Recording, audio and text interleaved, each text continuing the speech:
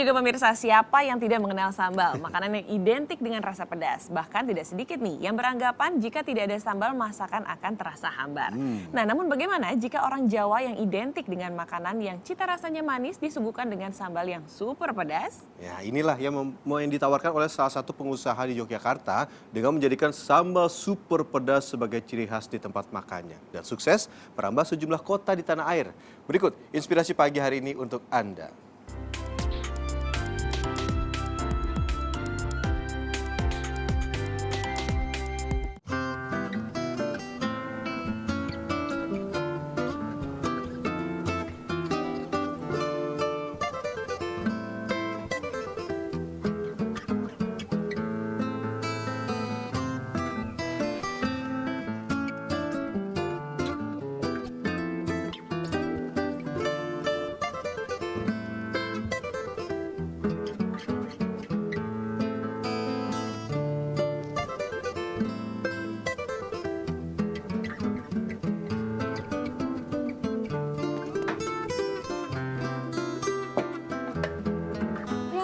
Oke, cuma ini doang.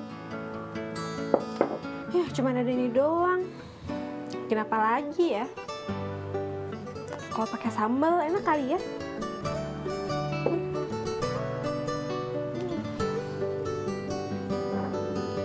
Sambal.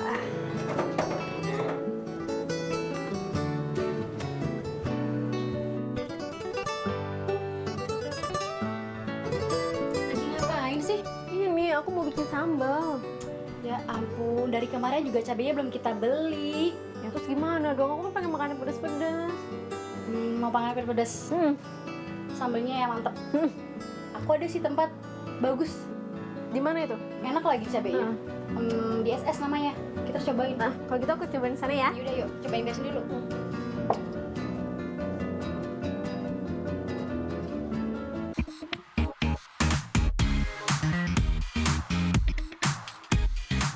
Sambal. Bagi sebagian orang, menu sambal menjadi pendamping wajib saat menyantap hidangan utama. Apapun lauk dan sayurnya, asal ada si pedas sambal, semuanya terasa lezat. Nah, berawal dari kebiasaan makan sambal inilah menjadi ide Yoyok Heri Wahyono untuk membuka warung makan khusus menjual 14 menu sambal. Artinya dulu saya kuliah, terus kemudian sudah 20 semester tidak selesai-selesai, usia udah 29 tahun gitu. Terus pertanyaan yang dijawab adalah saya harus hidup dari apa gitu. Kalau dari jadi engineer udah nggak mungkin, lamar sana kemari udah nggak mungkin. Pada akhirnya ya harus punya sesuatu yang saya bangun sendiri gitu. 20 Agustus 14 tahun yang lalu, Yoyo dan kelima temannya mencoba peruntungan warung tenda kaki lima pertama dengan menu andalan sambal di sekitar kawasan kampus Universitas Gadjah Mada. Semula, menu aneka sambal yang ia jajakan berjumlah 11, tentu dengan lauknya seperti tempe, tahu, ayam, dan ikan. Karena pangsa pasarnya adalah mahasiswa, maka Yoyo menjual kulinernya dengan harga yang ramah di kantong. Namun strategi banting harga ternyata justru membuatnya merugi. Yoyo lalu putar otak, mengubah strategi bisnisnya dan menekankan pada cita rasa masakan. Yoyo yakin jika sambal yang ia jual nikmat, maka pengunjung pasti akan mendatanginya. Namun tidak hanya lezat, sambal racikan Yoyo juga harus mengesankan, memikat, dan memesona. Iya, usaha Yoyo terbukti sukses. 2 tahun kemudian, ia berhasil membuka warung kedua di Condong Catur, Yogyakarta. Perlahan tapi pasti, dengan sistem waralaba, bisnis warung sambal Yoyo kian menggurita. Cabangnya tidak hanya tersebar di Jawa Tengah, tapi juga Jawa Timur, Jawa Barat, Jakarta, dan Bali. Kini 16 cabang warung dengan 3.600 karyawan ia kelola. Selain memupuk pundi-pundi rupiah, misi Yoyo mengembangkan bisnis warung sambal juga untuk mensejahterakan petani sambal. Bayangkan, dalam setiap warung membutuhkan hingga 100 kg cabai setiap harinya. Seperti salah satu cabang miliknya di kawasan Pandega, Yogyakarta ini. Dalam sehari, 500 pengunjung memenuhi warung ini. Harga yang murah yakni berkisar antara Rp1.500 hingga Rp6.000 untuk sambal, Rp3.500 hingga Rp30.000 untuk lauk, dan Rp1.500 hingga Rp9.000 untuk minumannya menjadi daya pikatnya. Enak banget, harganya terjangkau banget, semuanya murah ya, hampir di bawah 10.000 per porsi. Udah gitu minumannya juga di bawah 5.000 dan makanannya semuanya rasanya gurih dan worth it banget sih untuk datang untuk nyoba. Sambalnya juga semuanya ada beberapa macam, banyak banget. Dan tadi kita nyoba kayak 3 dari 10 macam, itu semuanya enak banget.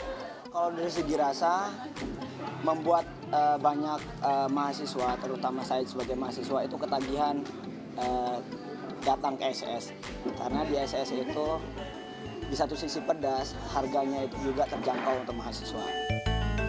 Di berbagai cabang warung sambal Yoyo, semuanya selalu ramai.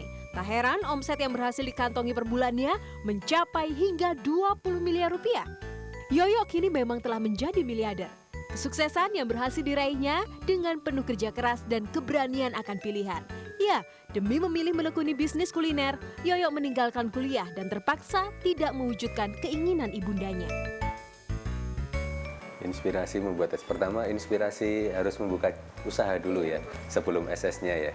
Yang jelas saya harus membuka usaha, harus memulai berdagang karena merasa sudah tidak ada lagi pilihan untuk meretas masa depan melalui jalur akademik. Awalnya ya tentu tidak mendukung, misalnya ibu itu kan tetap pengennya saya waktu itu harus menyelesaikan kuliah, ya gitu, kemudian nanti kerja di sebuah perusahaan yang mapan atau jadi pegawai negeri, kan pengennya seperti itu. Bagi Yoyo, pengalaman adalah guru terbaiknya. Atas pengalaman hidupnya itu pula, Yoyo merasa perlu untuk membagikan ilmunya kepada para karyawan. Apalagi SDM adalah ujung tombak sebuah perusahaan. Lewat berbagai seminar, Yoyo ingin menularkan teknik dan mental untuk menjadi karyawan dan wirausahawan sukses. Elvita Cahyani, Faisal Amin, Yogyakarta.